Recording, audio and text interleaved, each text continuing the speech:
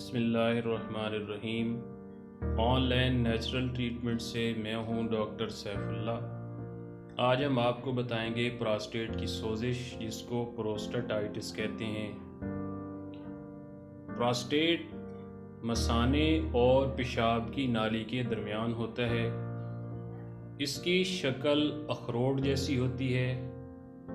इसका काम पेशाब को कंट्रोल करना है।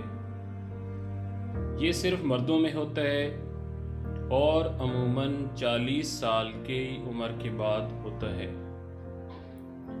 इसकी वजूहात बैक्टीरियल इन्फेक्शन और मर्दाना हार्मोन के तवाज़ुन में ख़राबी की वजह से इसकी सोजिश हो जाती है।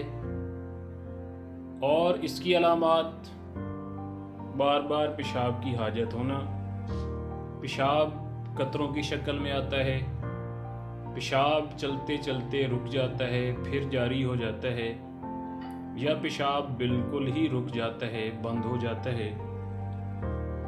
इसकी पेचीदगियाँ हैं कि अगर इसका बर वक्त इलाज न किया जाए तो मसाने और गुर्दे के अमराज हो जाते हैं। इसका इलाज होम्योपैथिक मदर टिंचर, सावल सेरोलाटा, हाइड्रेंजिया और सोलिडिगो बराबर मिला के 10 कतरे आधा कप पानी में दिन में 3 बार लें।